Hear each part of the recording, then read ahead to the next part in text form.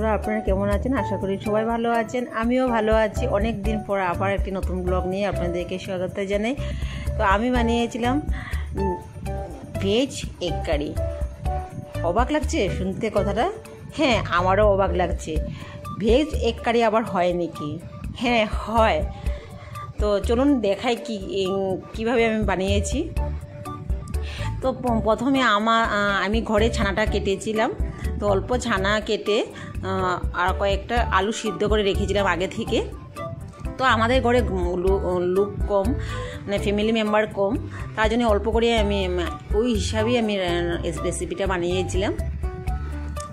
তো আলুটাকে আমি মানে চামচ দিয়ে অল্প কুড়ে কুড়ে শেপ, মানে ডিমের শেপটা দিয়েছিলাম। ওটার মধ্যে আমি পনিরের পুরটা ভরবো। তো পনিরটা আমি শুধু আদা গ্রেট করে দিয়েছি, হলুদ আর লবণ দিয়ে মেখে রেখেছি। তারপর ওটার মধ্যে আমি পুরটা ভরবো আলুটার মধ্যে। আগে আমি না ওই রেসিপিটা আমি জানতাম না, কারণ কি আমি কোনোদিনও মানে খাওয়া হয়ও নাই আমার।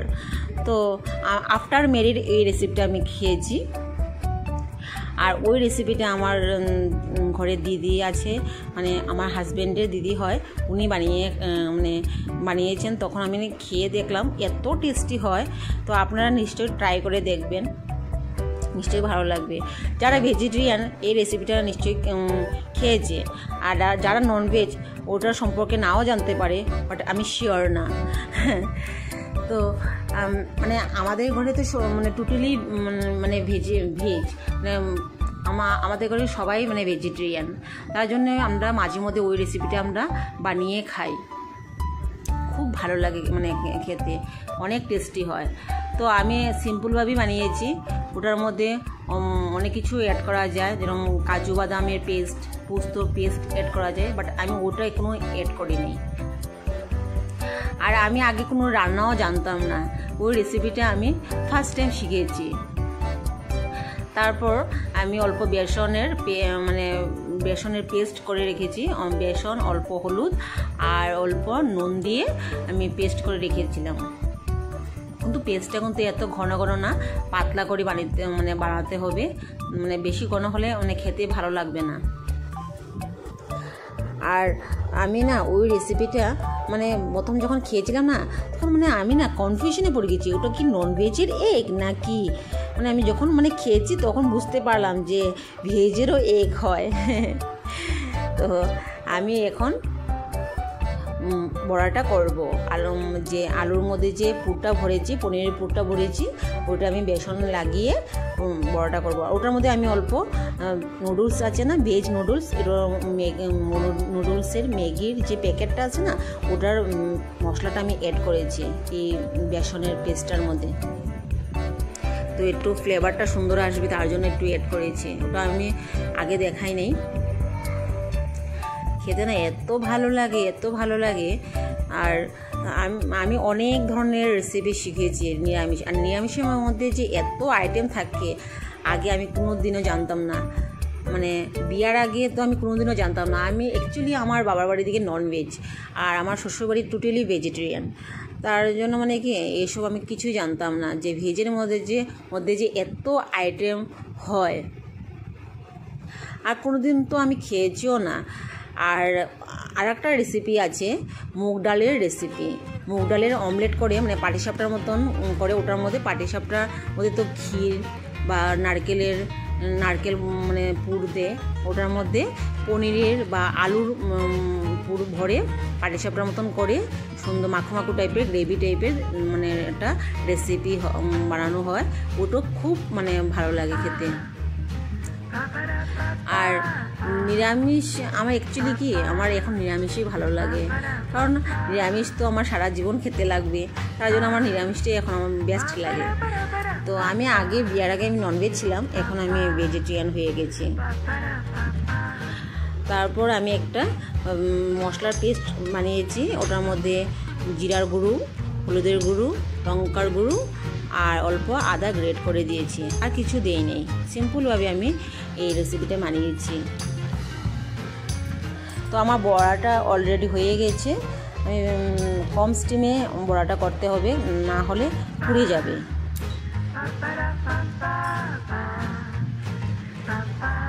তো মানে এই রেসিপিটা না মানে আমার মাও খেয়ে বলছে যে এরকম মানে কি আমি কোনোদিনও মানে খাই নাই। তো আমার মারও ভীষণ ভালো লাগছে ওই রেসিপিটা খেয়ে। তো মাও বলছে যে নন ভেজের কি আবার হয় নাকি, এগ কারি হয় নাকি? আমি বলছি হ্যাঁ হয়। আমার মাও এত নিরামিষের আইটেম জানে না। অ্যাকচুয়ালি আমাদের করে মানে ননভেজ না আমার বাবার বাড়ির দিকে, তার জন্য এত আইটেম মা জানে না, মানে এত নিরামিষের আইটেম বানাতে এত জানে না। তো আমার বড়াগুলো অটোডেলি হয়ে গেছে, অলরেডি হয়েই গেছে।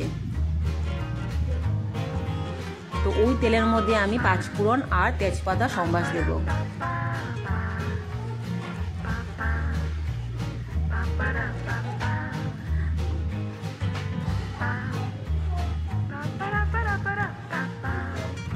তো অনেক দিন ধরে আমি ভাবছি যে ওই রেসিপিটা আপনাদের কাছে শেয়ার করব, তো মানে হয়ে উঠে নাই। মানে এখন আমি আপনাদেরকে শেয়ার করছি। ওটার রেসিপিটা আপনারা যারা ননভেজ একবার ট্রাই করে দেখবেন, বানিয়ে দেখবেন, নিশ্চয়ই ভালো লাগবে।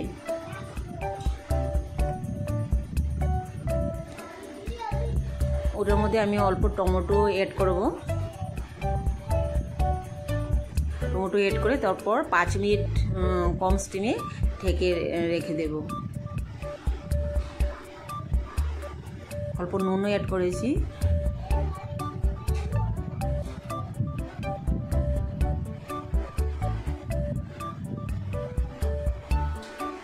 আর মানে এইভাবে মানে প্রথম যখন আমি খেয়েছি না, এত ভালো লাগছে। এই পনিরটার মধ্যে কাজু কিশমিশ ছোটো করে মানে পিস করে এটার মধ্যে অ্যাড করা যাবে। আমি কিন্তু অ্যাড করিনি, কারণ কিশমিশ আমার জিনিসটা বেশি ভালো লাগে না। মিষ্টি মানে তরকারি আমার এত পছন্দ না। তো আমি বেশি গ্রেভি দেইনি, অল্প মাখো টাইপের মানে রেসিপিটা হবে।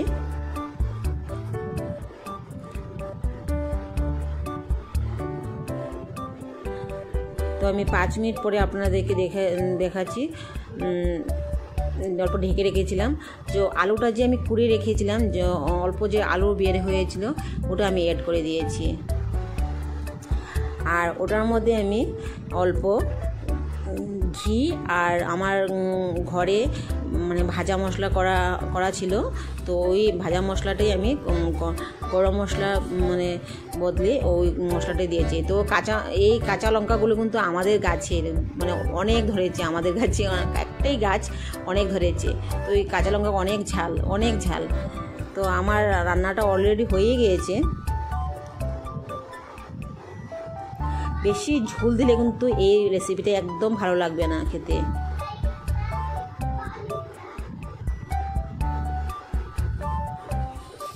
এখন নামিয়ে দেব। আর বড়াগুলো কিন্তু আমি ওখানে অ্যাড করিনি, কারণ গলে যাবে আর পনিরের পুরটা বের হয়ে যাবে।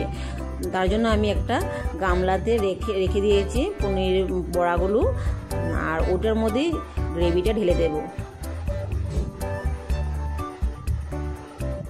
তো আমার ভিডিওটি যদি ভালো লাগে প্লিজ কমেন্ট করে আপনারা জানাবেন কীরকম হয়েছে আমার রেসিপিটা।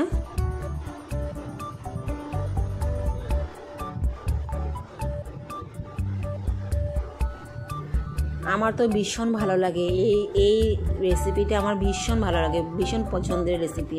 আর মুগ ডালের যে অমলেটটা হয় না, ওইটা কিন্তু আমার ভীষণ মানে পছন্দের। তো আমার দেখুন আমার রান্নাটা অলরেডি কমপ্লিট হয়ে গেছে। আমার ভিডিও যদি ভালো লাগে প্লিজ কমেন্ট করে জানাবেন। বাই।